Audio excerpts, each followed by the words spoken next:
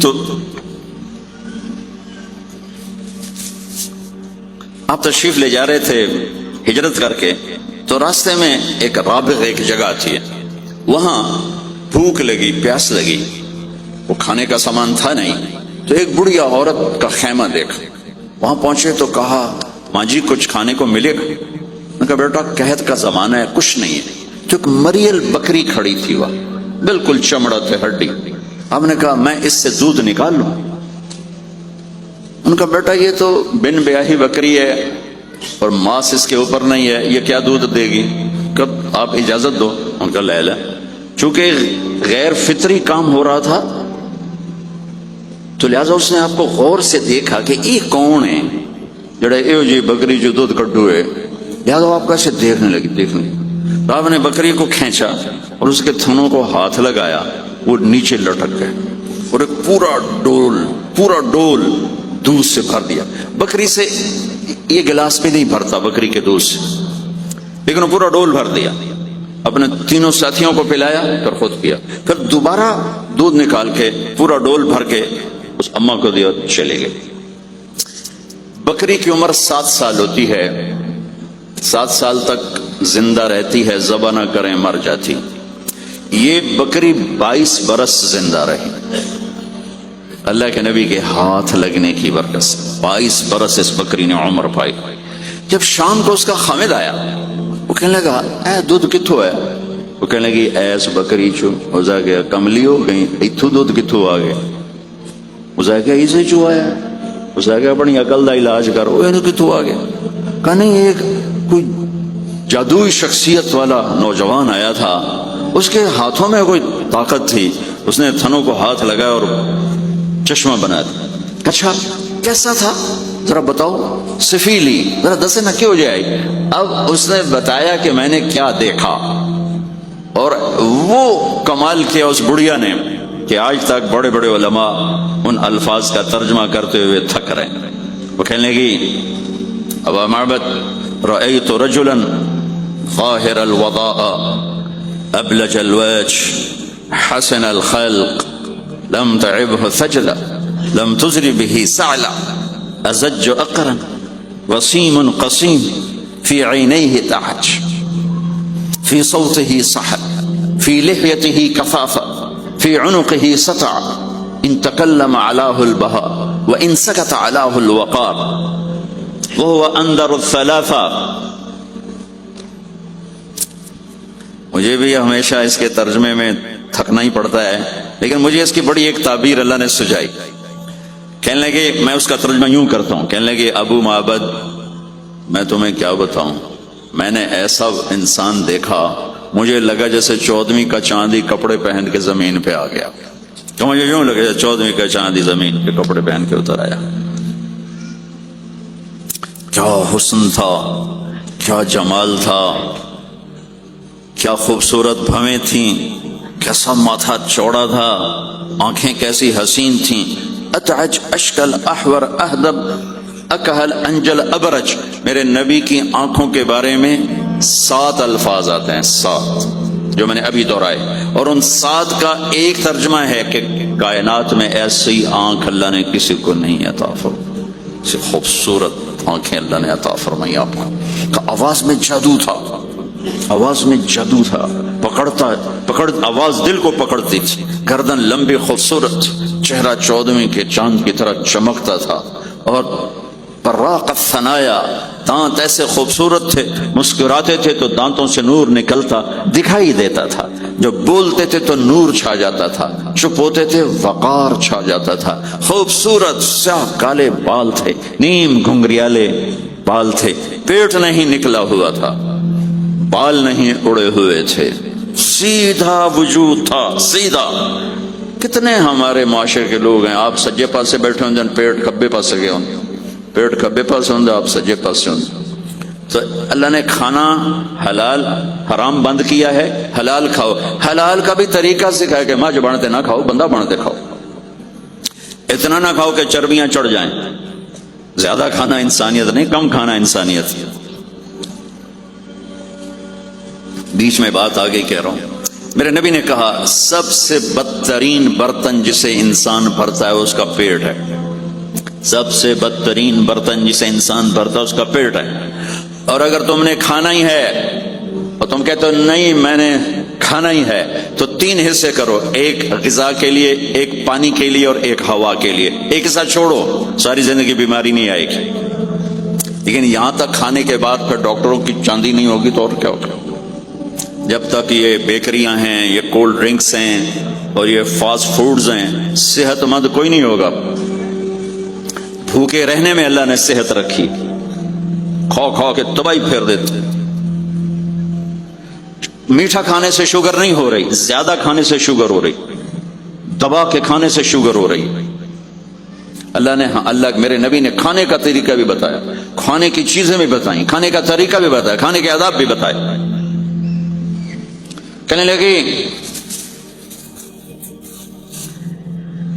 2 لفظ جو دنیا میں کسی انسان کے لیے استعمال نہیں, میں نے آخر میں چھوڑ دے. کہنے لگی ابو معبد, میں جب اس کو دیکھتی تھی نا تو میرے دیکھنے کی طلب اور بڑھ جاتی تھی, پھر جب دیکھتی تھی طلب اور بڑھ جاتی تھی.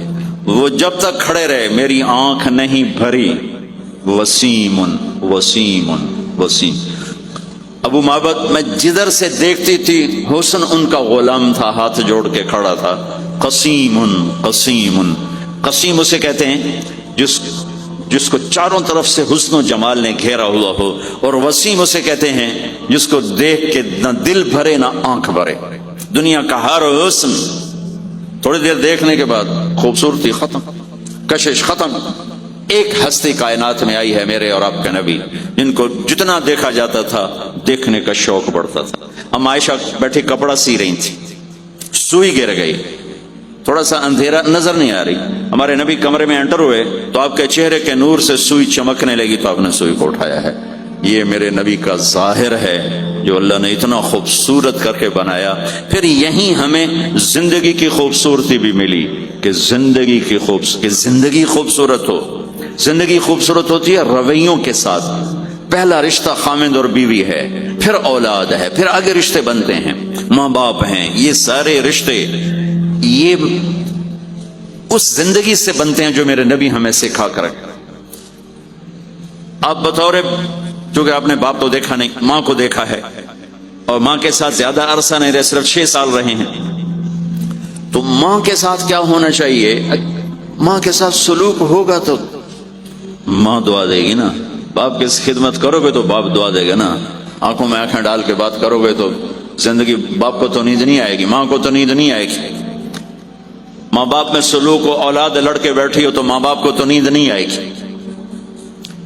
بیوی بدتمیزی سے بات کرے تو خامند کے نیند اڑ جائے گی, خامند بدتمیزی کرے تو بیوی کی نیند اڑ جائے گی. تو یہ کہاں سے زندگی ملے گی؟ میرے نبی کے دروازے پر جاؤ, وہاں پتہ چلے گا کہ زندگی کیسے گزاری ہے. تو آپ نے اپنی اس تمنا کا اظہار کیا, کاش میری ماں زندہ ہوتی تو میں اس کی ایسی خدمت کرتا. میں عشاء کی نماز کے مصلی پہ کھڑا ہو کر ہاتھ باندھے سورۃ فاتحہ پڑھ رہا تھا, الحمدللہ رب العالمین. ادھر سے میرے گھر سے آواز آتی, محمد.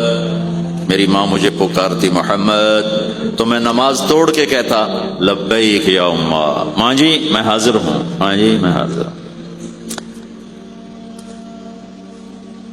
زندگی کو خوبصورت بنانے کا ماں باپ کے لیے طریقہ کہ اولاد ماں باپ کی آنکھوں کی ٹھنڈک بنے.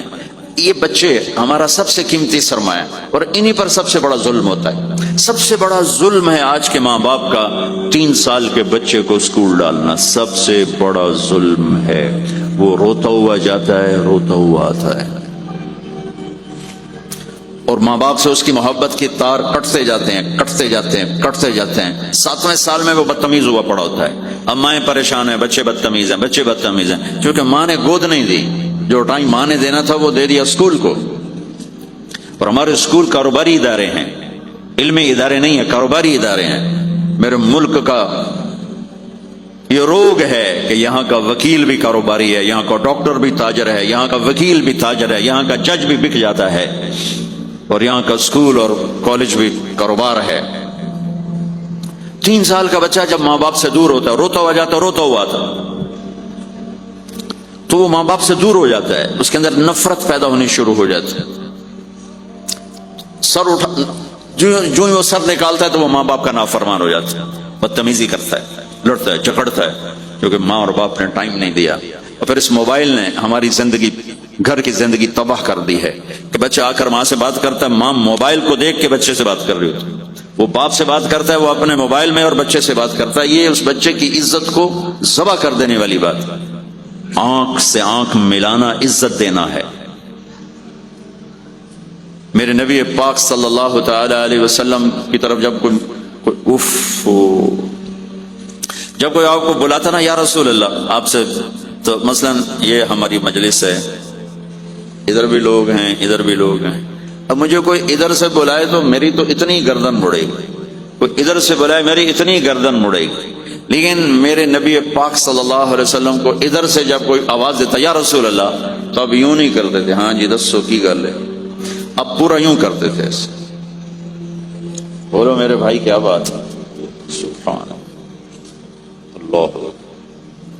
آپ کو ادھر سے کوئی بلاتا یا رسول اللہ تو اب ایسے نہیں کرتے تھے، ہاں جی بولو، اب پورا ایسے مڑ کر پھر فرماتے جی فرمائیے کیا بات۔ اب عام لوگوں کے ساتھ یہ فرماتے تھے، ہم تو اپنی اولاد کے ساتھ یہ نہیں کرتے، بیوی خامند کے ساتھ یہ نہیں کرتے، خامند بیوی کے ساتھ یہ نہیں کرتے، تو وہ ایک گیپ پیدا ہو جاتا ہے، ایک فاصلہ پیدا ہو جاتا ہے۔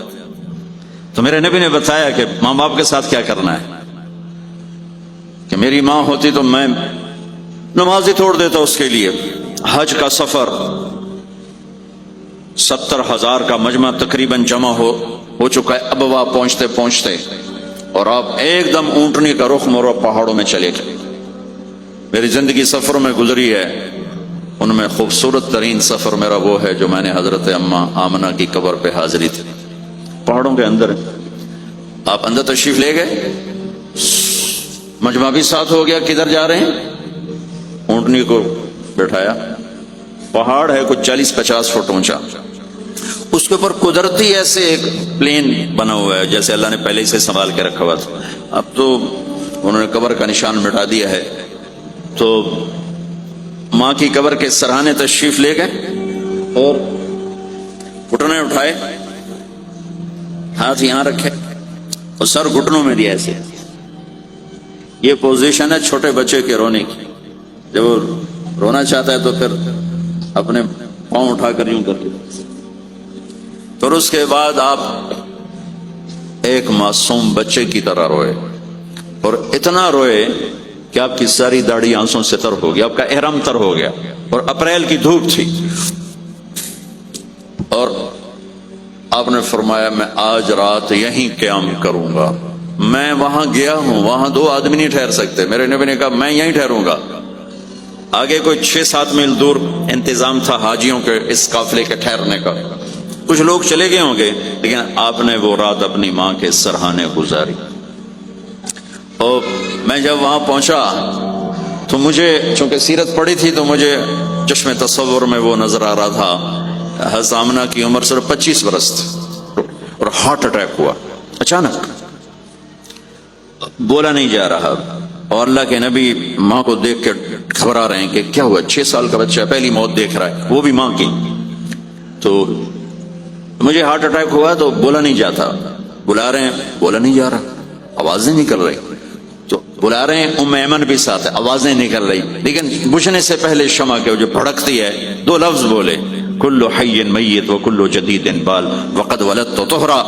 میرے بچے ہر جوانی ڈھلتی ہے اور ہر زندگی موت کا نوالہ بنتی ہے، مجھے لگتا ہے میرا وقت آ گیا ہے، لیکن میں ایک ایسے بچے کو چھوڑ کے جا رہی ہوں جو ساری دنیا کو پاک کر دے، پاکیزہ چھوڑ کے جا رہے ہیں۔ تو پتھروں میں ہی دبایا، کوئی کھودنے کا تو انتظام ہی نہیں تھا، تو جب پہاڑ سے نیچے اترے تو اللہ کے نبی نے ایک دم ہاتھ چھڑا، دوڑ لگائی اور پھر پہاڑ پہ چڑھ۔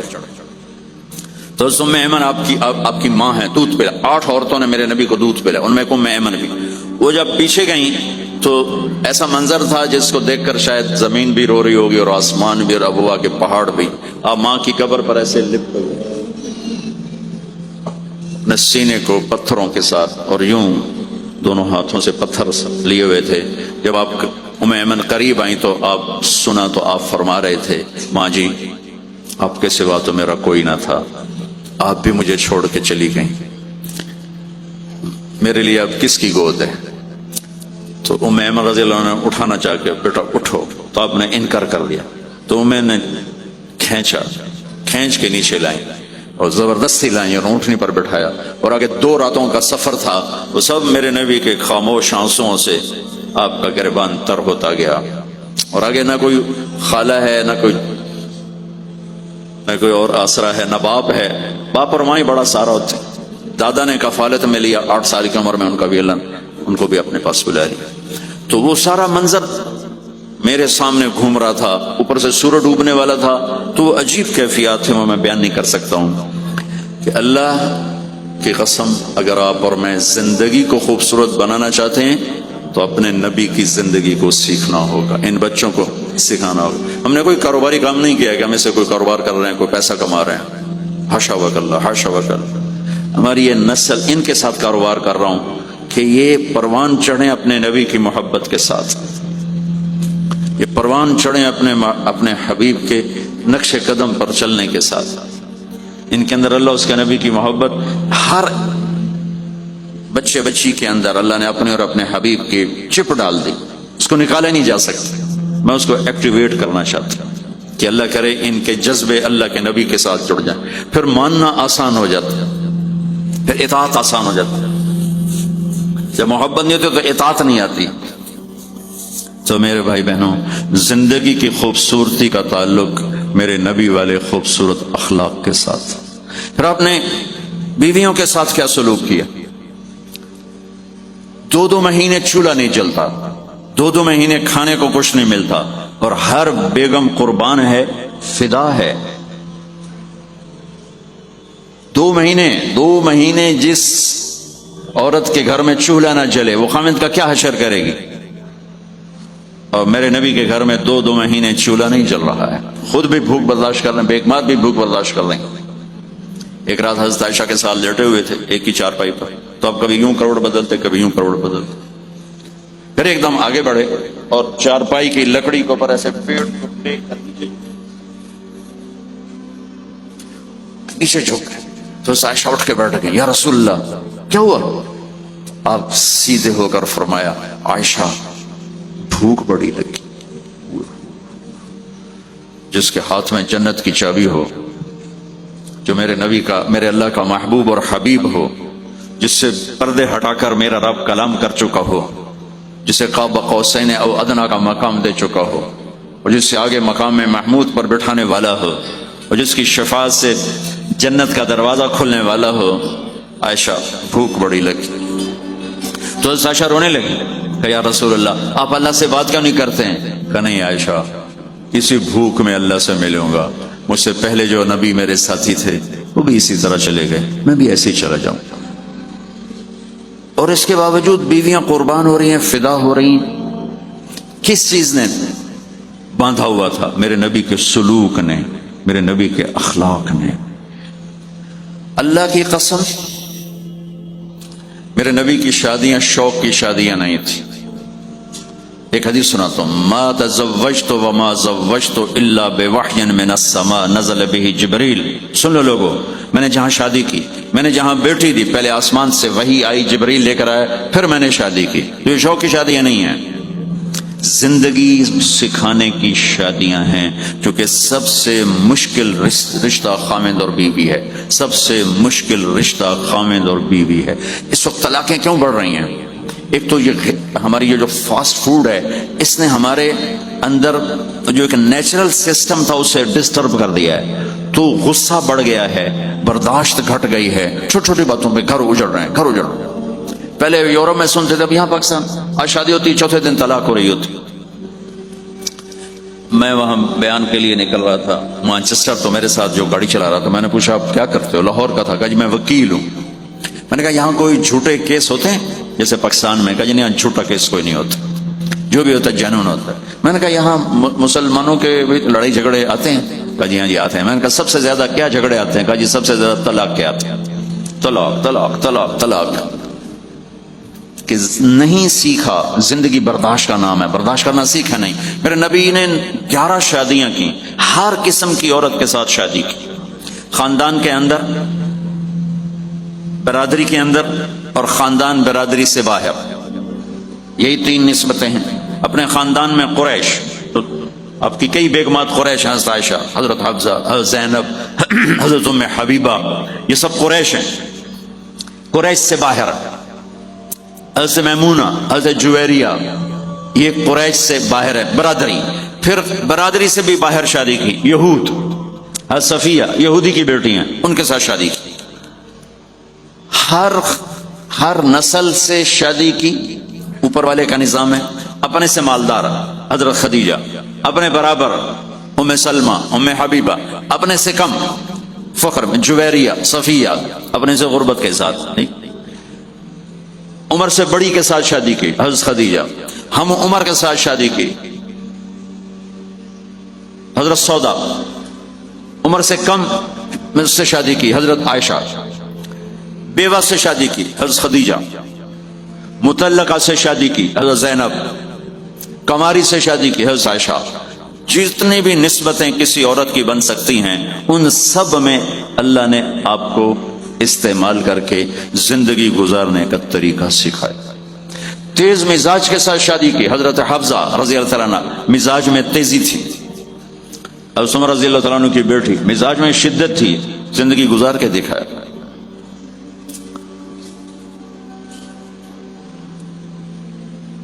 ایک آپ کو حدیث سناتا ہوں، اللہ کی قسم صرف ہمیں سکھانے کے لیے. جس ہستی نے اللہ کو آنکھوں سے دیکھ لیا ہو، اس کے لیے عورت کیا چیز ہے، دنیا کیا چیز.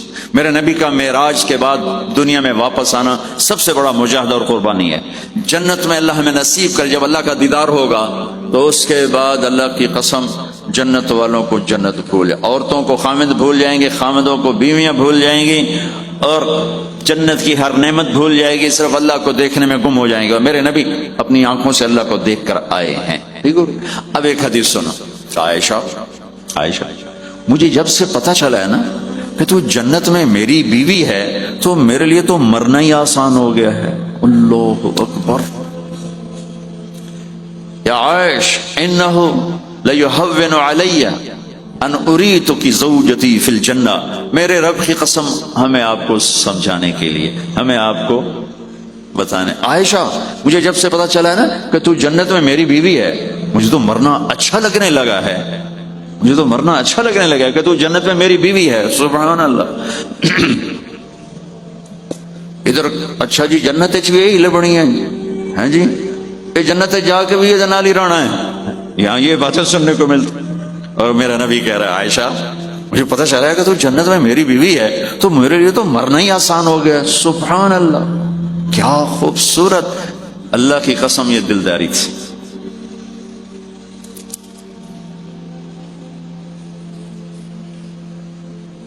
سب سے مشکل رشتہ خامد اور بیوی ہے. سینکڑوں آیات اس کے لیے اللہ نے اتاری. ماں باپ کے لیے چند آیات، اولاد کے لیے چند آیات، بہن بھائیوں کے لیے چند آیات. خامد اور بیوی کے لیے قرآن پڑھا ہے، پوری سورت اتاری ہے، اور سینکڑوں آیات اتاری. چونکہ ایک اس رشتے کی اہمیت، ایک اس کی نزاکت اور کمزوری کہ کوئی رشتہ ٹوٹتا نہیں سوائے خامد اور بیوی کے. میں ماں کا بیٹا ہوں، باپ کا بیٹا ہوں، اچھا ہوں یا برا ہوں، انہی کا. میرا نسب میری نافرمانی سے بدل نہیں سکتا. میں اللہ بخش کا بیٹا ہوں، میرا یہ نسب بدل نہیں سکتا، اچھا ہوں یا برا ہوں. اللہ ان کی قبر روشن کرے. خامد اور بیوی کا رشتہ ایک بول پہ ٹوٹ جاتا ہے، ایک بول پہ ٹوٹ جاتا ہے. اس لیے اس کو بچانے کے لیے آیات آیات آیات. اور میرے نبی کی شادیاں کہ کس طرح ایک گھر کو لے کے چلتے ہیں، کس طرح ہر مزاج کی عورت کے ساتھ سلوک کرتے ہیں. جہاد کا سفر، کاروباری سفر نہیں، میرے نبی کا. اور چلنے لگے، اعلان ہوا کوچ کرو. سب نے سواریاں کس لی، سامان کس لیا. یوں چلنے کا حکم ہو رہا ہے. اور حضرت عائشہ رضی اللہ نے اپنا یوں دیکھا، اونٹنی پہ بیٹھ گئی تھی. ہار کوئی نہیں. یا رسول اللہ، میرا تو ہار کوئی نہیں، میرا ہار گم ہو گیا ہے، میرا ہار تلاش کریں، ہم پھر چلیں گے. تو میرے نبی کہتے تو وڈی آئی نواب زادی، میں جہاد تے پہ جانا، تینوں ہار دی پائے گی، چل اگو لگ. میرے نبی نے کہا چلو بھائی عائشہ کا ہار تلاش کرو. اللہ کی قسم میں جب یہ واقعات پڑھتا ہوں یا سناتا ہوں میں خود حیرت میں ڈوبا ہوتا ہوں کہ کیا کر دیا میرے نبی نے. جہاد کا سفر, اور میرے نبی کا ہار تلاش کرو بھائی, اب سارے ہار تلاش کر رہے ہیں. کچھ دن چھپ گیا, ہار کی تلاش تو بند ہو گئی اور سفر بھی بند, چونکہ اندھیرے میں کہاں جائیں گے. اور آپ کے ماتھے پہ شکن, عائشہ تیری وجہ سے ساری مصیبت ہے, اللہ دے بندی تو ہار دے مگر پہ گئی, کیڑی گل ہے ہار دے, ایک لفظ نہیں فرمایا. سارے قافلے نے قیام کیا. عشاء تک تو پانی تھا, وضو کا پانی ختم ہو گیا. عشاء مغرب عشاء پڑی کٹھی تو پانی ختم ہو گیا. اب پانی ختم ہو گیا تو فجر کی نماز آ رہی ہے, پانی کوئی نہیں ہے, تو سارے صحابہ نے ابو بکر پہ چڑھائی کی. ویکھے تیری دھی تے مگر ساڑے نل کی بنی, ہوں اسی نماز کی میں پڑھنی ہے, پانی تو ہے نہیں, تے وضو کی میں کرنا ہے. اب ابو بکر کو غصہ چڑھا, اس ایک دم, وہ تو باپ تھے, وہ گھس گئے خیمے میں. آگے دیکھا تو اللہ کے نبی اما عائشہ کی گود میں سر رکھ کے سوئے ہوئے تھے, اور اما جی ایسے بیٹھی تھی, آپ کو سارا دیکھ رہی ہوں. اب بولیں تو خطرہ ہے آنکھ کھل جائے گی, اور غصہ بھی چڑھا ہوا ہے, باپ بھی ہیں, تو اب مجھے دیکھو کیا کر رہے تھے.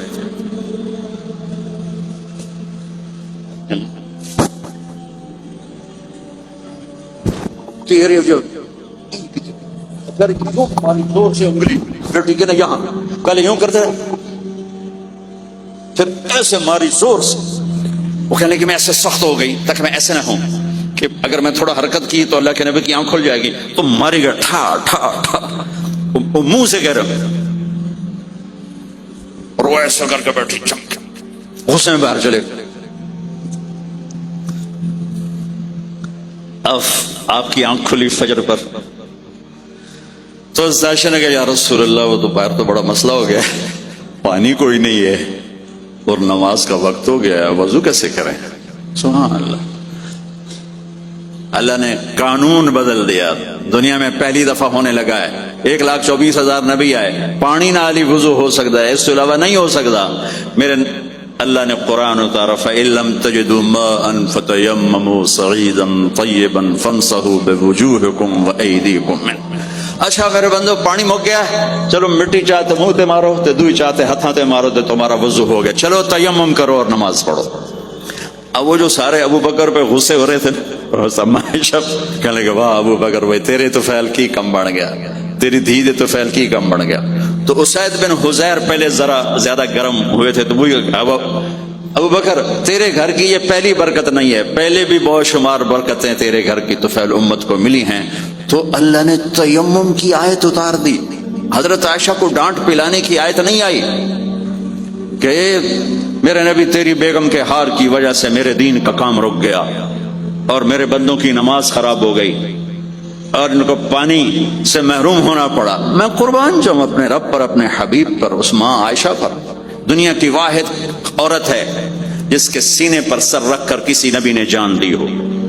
1,24,000 نبیوں میں سے کوئی نہیں ہے جس کا سر بیگم کے سینے اور ٹھوڑی کے درمیان ہو اور اس کی جان اللہ نے نکالی ہو. واحد میرے آپ کے مات فی سحری و نحری, سحری و نحری, سحری و, کہ میرے چونکہ آپ ایسے بیٹھے تھے اور حبیب پاک آپ کے سینے پر یوں دراز سے نیم دراز سے, اور آپ کا سر مبارک ٹھوڑی کے ساتھ لگ رہا تھا, ٹھوڑی کے ساتھ یہ جگہ یہاں لگ رہی تھی اور باقی یہاں تھی. اور واحد خاتون ہے جن کا حجرہ کسی نبی کی آرام گاہ بنا, ابدی آرام گاہ بنا. واحد اما عائشہ ہیں جن کے حجرے کو اللہ نے کسی نبی کے آرام گاہ بنایا. اور یہ واحد حجرہ ہے جہاں 70,000 فرشتہ صبح آ کے درود و سلام پڑھتا ہے اور شام تک پڑھتا ہے, اور شام کو 70,000 نیا آتا ہے اور صبح تک درود و سلام پڑھتا ہے اور واپس چلا جاتا ہے. کائنات اللہ جب مسلمان دنیا سے مٹ جائیں گے, مسجد نبوی مٹ جائے گی, بیت اللہ مٹ جائے گا, مدینے کی ایک اینٹ باقی نہیں بچے گی. مکہ کتنے بڑی بڑی بلڈنگ ہیں, ایک اینٹ باقی نہیں بچے گی. اور وہاں سے گزرتے ہوئے لوگ کہیں گے لگتا ہے اتنے کدی آبادی ہوئے گی, ایتھے لگتا ہے کدی آبادی ہوئے گی. یہ زبانوں پہ ہوگا. جب سارے نشان مٹ جائیں گے اس وقت بھی 70,000 فرشتہ آ کے درود و سلام صبح سے شام تک پڑھے گا اور شام سے صبح تک پڑھے گا. یہ واحد میں خاتون ہیں عائشہ بنت ابی بکر, جن کو اللہ نے یہ عزت بخشی اور یہ واحد خاتون ہیں، جب ان کے اوپر تہمت لگی، حضرت یوسف علیہ السلام پہ تہمت لگی تو بچے نے گواہی دی، حضرت مریم پہ تہمت لگی بیٹے نے گواہی دی، اور اما عائشہ پہ تہمت لگی تو اللہ نے گواہی دی کہ میں گواہ ہوں، اللہ گواہ بن کے آئے۔ تو اللہ نے کہا تیمم کرو بھائی، سارے خوش ہو گئے، سارے خوش ہو گئے۔ تو حضرت عائشہ نے کہا یا رسول اللہ اب میرا ہار چھوڑ دیں، اب چلیں۔ تب آپ نے کہا چلو بھائی کوچ کرو۔ اس سے زیادہ کوئی دلداری کا واقعہ پیش کر سکتا ہے؟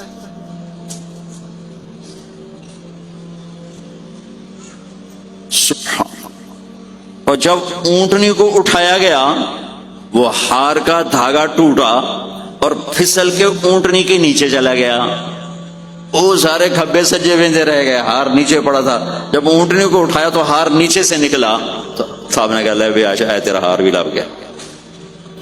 یہ دلداری ہے میرے نبی کی، یہ ہمیں سکھایا۔ کہیں عورتوں کی بدتمیزی بھی انتہا کو پہنچی ہوتی ہے اور وہ اپنے گھر اجاڑ دیتی ہیں اپنی زبان کی شدت کی وجہ سے، اپنی بد اخلاقی کی وجہ سے۔ لیکن کوئی زیادہ معاملہ مردوں کی طرف سے خراب ہوتا ہے تو شریعت نے بھی اس کو زیادہ بیان کیا اور میرے نبی نے بھی اس کو اجاگر کیا۔ اور میرے نبی کی آخری تقریر، آخری خطبہ حجۃ الوداع کا صرف ایک رشتے کو بیان کیا، صرف ایک رشتے کو بیان۔ ہم کتنے رشتوں میں جکڑے ہوئے ہیں، ماں باپ، بہن بھائی، چاچا تایا، خالہ خالو، دادا دادی، نانا نانی، ساس بہو، کتنے ہم رشتوں میں جکڑے ہوئے ہیں۔ میرے نبی نے صرف ایک رشتے کا حق بیان کیا، استوصوا بالنساء خیرا، میں تمہیں تمہاری بیویوں کے بارے میں وصیت کر رہا ہوں ان کے ساتھ اچھا سلوک کرنا۔ صرف ایک رشتے کو بیان فرمایا، چونکہ یہ بنیادی رشتہ ہے، یہاں سے خاندان بنتا ہے۔ جب یہ ٹوٹ جاتا ہے اور ہمارا جوائنٹ فیملی سسٹم ہے تو کہیں ساس توڑ رہی ہے، کہیں سسر توڑ رہا ہے، کہیں نندیں توڑ رہی ہیں، کہیں خود خامد اپنی بے وقوفی کی وجہ سے توڑ رہا ہے، کہیں بیوی اپنی حماقت کی وجہ سے اس رشتے کو توڑ رہی ہے۔ ایک عورت آئی، ایک لڑکی آئی، یا رسول اللہ میری شادی ہونے لگی، میرے خامد کا کیا حق ہے میرے اوپر؟ دونوں طرف کی میرے نبی نے زندگی سکھائی۔ میرے نبی نے فرمایا تیرے خامد کے جسم پہ پھوڑے نکل آئیں، پھوڑوں میں گندا پانی جمع ہو جائے، پیپ جمع ہو جائے، اور تو زبان سے چاٹ چاٹ کے اس کے زخموں کو دھوئے، تو بھی تو نے اپنے خامد کا حق ادا نہیں کیا ہے۔ دوسرا لائف کو بیلنس کیا میرے نبی نے کہ ایک گھر کیسے چلتا ہے، وہ کس طرح خوبصورت بنتا ہے، وہ میرے نبی کے اخلاق۔ آپ سب سے ایک بات کرتا ہوں، برداشت کرنا سیکھ لیں، زندگی خوبصورت ہو جائے۔ صرف سارے اخلاق کو میں جمع کروں ایک لفظ میں، برداشت، اور اس کو شریعت میں صبر۔ صبر کرنا سیکھ لیں، زندگی خوبصورت ہو جائے گی۔ بچیاں ساس کی شکایت کر رہی ہوتی ہیں، کبھی خامند کی شکایت کر رہی ہوتی ہیں، کبھی اولاد ماں باپ کی شکایت کر رہی ہوتی ہے، کبھی اولاد ماں باپ کی شکایت کر رہے ہوتے ہیں۔ شکایتوں سے جہان بھرا پڑا ہے۔ آپ شکایتوں کو دفن کر کے ہونٹ سی لیں، صبر، آہ نہ کر لبوں کو سی، عشق ہے دل لگی نہیں، سینے پہ تیر کھائے جا، آگے قدم بڑھائے جا، یعنی زبان حال سے کہہ دے کہ ہاں ستائے جا۔ جو ستاتا ہے چپ ہو جاؤ، جو ستاتا ہے چپ ہو جاؤ۔ اللہ کی قسم آپ ایسی طاقت بنو گے کہ پہاڑ بھی راستہ دیں گے۔ صبر انسان کی سب سے بڑی طاقت، صبر انسان کی سب سے بڑی طاقت ہے، صبر انسان کی سب سے بڑی طاقت، الٹا کے رکھ دیتی ہے چیزوں کو۔ چپ رہنا سیکھ، خاموش رہنا سیکھ، درگزر کرنا سیکھ، تو آپ دیکھیں گے آپ کی زندگی میں کتنا حسن آتا ہے، کتنی زندگی میں مٹھاس پیدا ہوتی ہے۔ غصہ نکال دینا وقتی ایک راحت ہوتی ہے، اور پھر شرمندگی اور ندامت کے سوا کچھ نہیں ہوتا۔ اور پی جانا، سہ جانا، یہ آپ کو ایک عظیم و شان ہستی بنا دے گا۔ آپ کی دعائیں عرش سے جا ٹکرائیں گی۔ چپ رہنا ان بچوں کو سکھائیں، خاص طور پر اپنی بیٹیوں کو چپ رہنا سکھائیں کہ میں دکھ سے کہتا ہوں میرے دیس کا سسرالی معاشرہ ظالم ہے، ظالم ہے، ظالم ہے۔ اس میں نہ کوئی نمازی کی قید ہے، نہ بے نمازی، نہ دیندار کی، نہ بے دین کی، نہ کسی پردے والے گھر کی، نہ بے پردہ گھر کی۔ سسرالی معاشرہ بہت ظالم ہے، بہت ظالم۔ جوائنٹ فیملی سسٹم عذاب بن چکا ہے، عذاب۔ پہلے ایک رحمت تھی یہ کہ سب کو اپنے حقوق حدود کا پتہ تھا، اب کسی کی زندگی میں دخل دینا یہ ہمارے اخلاق بن چکے ہیں، تو ہم اپنی زندگیوں کو خراب کر چکے، برباد کر چکے۔ پھر اولاد کے ساتھ کیا کرنا ہے؟ میرے نبی نے حسن حسین کے ساتھ 7 سال گزارے، حسین کے ساتھ 6 سال، حسن کے ساتھ 7 سال علیہم السلام رضی اللہ عنہما۔ 7 سال میں بچہ سمجھدار ہوتا ہے، ایک نصیحت نہیں کی، ایک نصیحت، 7 سال ایک نصیحت نہیں پائیں گے آپ۔ اتنے بڑے نبی، اتنا بڑا انسانیت کا بوجھ، اور روزانہ ٹائم نکال کے بچوں کے پاس آ کر بیٹھتے تھے، ان کے ساتھ کھیلتے تھے، کشتی کرتے تھے، اور بھائیوں کو لائن میں کھڑا کر دیتے تھے۔ تو حضرت جعفر جوانی میں شہید ہو گئے، ان کے بچوں کو عون، عبداللہ، محمد، ان کے 3 بیٹے تھے، ان کو بھی بلا لیتے اور ایسے ان کو لائن میں کھڑا کر کے پھر ایسے بائیں پھیلا، ہاں بھائی آؤ بھائی مجھے پکڑو، کون ہے جو مجھے پہلے ہاتھ لگائے گا، کون ہے جو مجھے پہلے ہاتھ لگائے گا۔ وہ دوڑ لگاتے، پانچوں کے پانچوں، کوئی سر پہ چڑھتا، کوئی کمر پہ چڑھتا، کوئی گود میں گرتا، اور میرے نبی بیٹھ کے مسکراتے۔ ایک مجھے بات یاد ہے، صرف ایک یاد، کہ حضرت امام حسن رضی اللہ تعالیٰ عنہ علیہ السلام، انہوں نے صدقے کی کھجور اٹھائی اور منہ میں ڈالی، صدقے کا آیا تھا مال، تو ایک کھجور اٹھا کے منہ میں، تو ہم کہا بخ بخ بخ، تو آپ نے منہ میں نا انگلی ڈال کے کھجور نکال لی کہ بیٹا ہمارے گھر پہ صدقہ جائز نہیں ہے، اس کو پھینک دو۔ بس یہ ایک بات مجھے اپنے نبی کی زندگی میں ملتی ہے، ٹائم دیا، محبت دی۔ کمال کی بات ہے نہیں، اتنی بڑی ہستی ہو اور بچوں کے لیے گھوڑا بنے کھڑے، آؤ بھائی آؤ، دونوں ہاتھ بھی ٹیک دیے، گھٹنے بھی ٹیک دیے، آؤ بھائی میری کمر پہ چڑھ جاؤ۔ ان کو کمر پہ چڑھایا اور پورے کمرے میں چکر لگا رہے ہیں، چکر لگا رہے ہیں، اور پھر ان سے کہہ رہے ہیں تمہارا اونٹ کیسا؟ اونٹ متیا سواری کو کہتے ہیں، لیکن عام طور پر متیا عربی میں اونٹ کے لیے بولا جاتا ہے۔ تو پوچھتے بچوں تمہاری سواری کیسی ہے؟ پھر دونوں بھائیوں کو اتار دیتے اور نواسی حضرت زینب ان کو اٹھاتے اور اپنی کمر پہ بٹھا کر کمرے میں چکر لگا رہے ہیں، چکر لگا رہے ہیں، چکر لگا رہے ہیں۔ یہ مائیں روز ٹھوکی کھلوتی، ایدو تھپڑ، ایدو تھپڑ، ایدو تھپڑ، ایدو تھپڑ، ساری مائیں سکول ماسٹر بنی ہوئی، بٹھو کے جاؤ، ڈنڈے ماری جاؤ، بس ایسی بے وقوف ہیں کہ جتنی محنت یہ کھانے پر کرتے، اپنے کپڑے کو سجانے پر کرتے، اس کا 100واں حصہ بچوں پہ کریں، ان کے بچے جنید بغدادی بن جائیں۔ ایک سکول کے حوالے کیا 3 سال کی عمر، پھر ٹیوٹر کے آتے، ٹیوٹر کے حوالے، اکیڈمیوں کے حوالے، اس جو پوتر ان کے روبوٹ ان کدی یہیں بھجے جاندے، کدی یہیں بھجے جاندے، کدی یہیں بھجے جاندے۔ اے آیا کہ بی آیا، اے بی سانو آپ برباد کیتا ہے۔ آہا، اور سنو، چلو یہ تو گھر کی بات ہے نا۔ ایک دفعہ حسن حسین کی کشتی کرواتے تھے، آؤ بھائی کشتی کرو بھائی۔ ایک دن کا واقعہ نہیں، یہ آئے دن کا واقعہ ہے، لیکن ایک واقعہ کہ حسن حسین کی کشتی ہو رہی، حسین چھوٹے تھے، حسن بڑے تھے، تو حسن دبا رہے ہوں گے حسین کو، تو آپ حضرت حسین کو شاباش شاباش حسین، ای ہے حسین، ای حسین، یعنی حسین زور لا، حسین زور لا، شاباش شاباش۔ اما بول پڑی فاطمہ جنت کی سردار، یا رسول اللہ آپ ساری شاباش حسین کو دیے جا رہے ہیں، حسن کو نہیں دے رہے۔ آپ نے کہا فاطمہ یہ جبریل میرے پاس کھڑا ہوا ہے، یہ بھی حسین کو شاباش دے رہا ہے، تو اس کے پیچھے میں بھی حسین کو شاباش دے رہا ہوں۔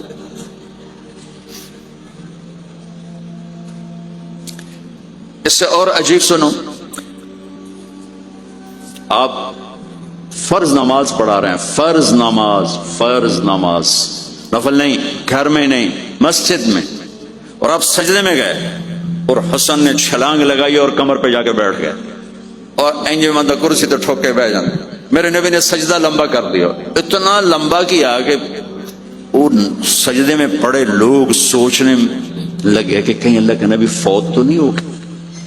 تو جو سامنے والی صف تھی انہوں نے یوں کر کے دیکھا، پچھلوں کو تو نظر نہیں آنا، انہوں نے کر کے دیکھا تو دیکھا تو حسن سجدے اوپر چڑھے ہوئے، تو ایک صحابی جو قریب تھے انہوں نے ایسے ہاتھ آگے بڑھایا اتارنے کے لیے، تو میرے نبی نے بغلوں سے دیکھا کہ ایک ہاتھ آگے آ رہا ہے، تو آپ نے سجدے میں یوں کیا، میرے بچوں کو کچھ نہ کو، جب تک حسن نہیں اترے آپ سجدے میں پڑے رہے.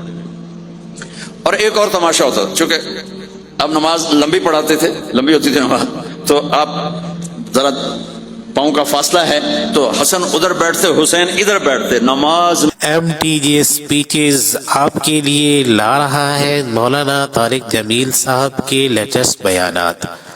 ہمارے چینل کو سبسکرائب کریں اور بیل کے آئیکن کو پریس کریں تاکہ نئے آنے والے بیانات آپ سن سکیں. میں میرے رب کی قسم سنا رہا ہوں. اب یہ دونوں کی آپس میں نا وہ شروع ہو جاتی، وہ ادھر وہ ادھر. پہلے حسن پار کرتے تو حسین ادھر آ جاتے، پھر حسین ادھر جاتے تو حسن یوں آ جاتے. پورے قیام میں یہ دونوں بھائی یوں یوں کرتے رہتے تھے، یوں، وہ ادھر وہ ادھر وہ ادھر وہ ادھر. سبحان اللہ. نماز ہو رہی. اس سے عجیب سنو، آپ نے اپنی بیٹی حضرت زینب، آپ کی بڑی بیٹی زینب، ان کی بیٹی امامہ کو ظہر یا عصر کی نماز پڑھا رہے ہیں. کہاں بٹھایا ہوا ہے؟ میں پہلے بیان کرتا ہوں، یہاں بٹھایا ہوا ہے اللہ یدہ، لیکن میں نے اب چند دن پہلے حدیث پڑھی، یہاں نہیں بٹھایا، یہاں نہیں بٹھایا، یہاں بٹھایا ہوا تھا، یہاں کندھے پر بٹھایا ہوا تھا، یہاں اللہ عاتقہ، اس کو عاتق کہتے ہیں. اور نماز پڑھا رہے تھے. جب آپ رکوع میں جانے لگے تو یہاں سے پکڑا اور آرام سے اس کو ساتھ بٹھایا، پھر رکوع کیا، قوما کیا، سجدہ کیا. سجدے سے جب اٹھے تو پھر امامہ کو اٹھا کر کندھے پہ بٹھا کے پھر نماز شروع کر دی. 4 رکعتاں میرے نبی انج پڑھائیاں کہ نواسی یہاں بیٹھی ہوئی ہے صرف زندگی سکھانے کے لیے، صرف زندگی سکھانے کے لیے. بچوں کو پیار اتنا دو کہ وہ آپ پہ قربان ہوں. ڈنڈا، سوٹا، تھپڑ، بدتمیزی، ڈانٹ ڈپٹ، یہ دوریاں پیدا کر دیتی. بہت چھوٹی عمر میں نے سگریٹ پینے شروع کر دیا. کچھ 7-8 سال کی عمر میں نے سگریٹ پینے شروع کر دیا. گاؤں میں تھے تو کوئی ماحول تو تھا نہیں، تو گھر والوں کو پتہ چل گیا. تو اب مجھے سگریٹ سے روکنے کے لیے سمجھایا جا رہا ہے. نہیں، کیسے سمجھایا جا رہا ہے؟ میری ماں نے میرا منہ کھولا نہیں کر کے، تو میرے ماسی نے چمٹا نپے دے وچ انگارا ہے تو این کر ٹھوکاں تیرے منہ وچ، ٹھوکاں تیرے منہ وچ. یہ مجھے سگریٹ سے روکا جا رہا. جی مجھے منظر نہیں بھولتا، میری ماں نے دونوں ہاتھوں سے میرے جبڑے یوں کھینچے اور میری ماسی نے انگارا چمٹے میں ڈال کر، پاما تیرے منہ وچ، پاما تیرے منہ وچ، پینے کا سگریٹ؟ او میں نہیں پیندا، او میں نہیں پیندا. ٹھیک، باہر نکل کر میں نے پہلا کام سگریٹ سلگایا. اور میرے چھوٹے بھائی نے دیکھ لیا میری مصیبت عربیاں. وہ مجھ سے بھی 2 سال چھوٹا، 5 سال تھا. میں 7 سال اور 5 سال. میں کہتا میری شکایت لاوے گا. میں کہا تلی میں نے سگریٹ اس کے منہ میں لگایا، تو بھی پی، میں بھی پینا، تاکہ میری شکایت نہ لگائے. تو آج کے ماں باپ بڑے جاہل ہیں، ہم بڑے ایجوکیٹڈ ہیں. میں کہتا ہوں انتہائی جاہل ہیں، جنہیں بچے کو لے کے چلنا نہیں آتا، جنہیں رشتوں کی قدر نہیں. انہوں نے خاک پڑا ہے، کاغذ کی ڈگریوں کو علم بنا کے پھرتے ہیں، جسے میرے نبی کی زندگی کا پتہ نہیں. اللہ کی قسم جانور سے بدتر ہے، جاہل ترین ہے جسے اپنے آقا کی زندگی کی خبر نہیں. حضرت حسن آپ کے پیٹ پر بیٹھے ہوئے، آپ ان کے ساتھ کھیل رہے ہیں. اچانک حسن نے پیشاب شروع کر دیا. مجھے یاد نہیں، میرے بچے بچیاں ماشاءاللہ، میں نے ان کو اٹھایا ہوا تھا اور مجھے پیشاب محسوس ہوا تو میں نے اسے بیٹھے رہنے دیا ہو. مجھے یاد، میں اسی وقت پیچھے یا منجی تے سٹیا یا ہٹھاں سٹیا پیشاب اتنے کرتا بلو جائے. ٹھیک، میرے نبی پاک صلی اللہ علیہ وسلم کے نواسے حسن آپ کے پیٹ پر بیٹھے تھے، پیٹ ننگا تھا، تو آپ ان کے ساتھ کھیل رہے تھے تو انہیں پیشاب شروع کر دیا. میرے نبی ایسے بے حس و حرکت ہو کہ کہیں بچے میری حرکت سے بچے کا پیشاب نہ رک جائے. تو آپ ایسے ہو تو پورا پیشاب کیا اور آپ ہلے نہیں. جب وہ پیشاب سے فارغ ہوئے پھر آپ اٹھے اور بچے کو الگ بٹھا کر اپنے جسم پہ پانی ڈال کے اپنے آپ کو صاف کر کے تو آگے دوبارہ ان کے ساتھ کھیلنا شروع کر دیا. میں آپ کو اپنے نبی کی وہ زندگی بتا رہا ہوں جس کو اپنانے سے میری زندگی بھی خوبصورت ہو جائے گی، آپ کی بھی. ہم فخر سے کہتے ہیں ہمارے نبی نے چاند کے 2 ٹکڑے کر دیے، معراج پہ آسمان چیر کے چلے گئے. یہ بہت بڑے معجزات ہیں، لیکن میرے نبی کا سب سے بڑا معجزہ ہے کہ ہمیں ایک خوبصورت زندگی سکھا کر آپ کے اخلاق، میرے نبی کے اخلاق میرے نبی کا سب سے بڑا معجزہ ہے۔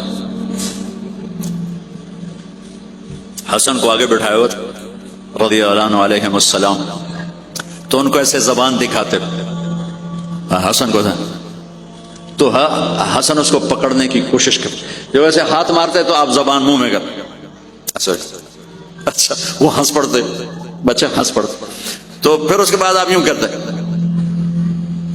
تو پھر حسن آگے ہاتھ مارتے، پھر آپ زبان منہ میں کر لیتے۔ تقوی و اہل المغفرہ، اے میرے مولا تیرے فضل و کرم سے ہم جمع ہوئے، تیرے فضل و احسان سے یہ سب کچھ یا اللہ سنا گیا، سنایا گیا۔ اے اللہ ہمارے قول و فعل میں بہت تضاد ہے، اے بادشاہوں کے بادشاہ اپنے فضل و کرم سے ہمارے اندر میں اپنی محبتیں اتار دے، جو ہم زبان سے کہہ رہے ہیں ہمارے سنے میں اتار دے، جو ہم زبان سے کہہ رہے ہیں ہمارے اعضاء و جوارح میں اس کو زندہ کر دے۔ اے میرے مولا اپنے محبوب کی جیتی جاگتی زندگی ہمارے اندر اتار دے، اے میرے مولا اپنے محبوب کی پسندیدہ زندگی ہماری پسند بنا دے، اے میرے مولا ہم اندر سے چاہتے ہیں اور یہ ماحول رکاوٹ بن جاتا ہے، ہم کمزور ہیں، ایمان کچے ہیں، نیتیں کرنے کے باوجود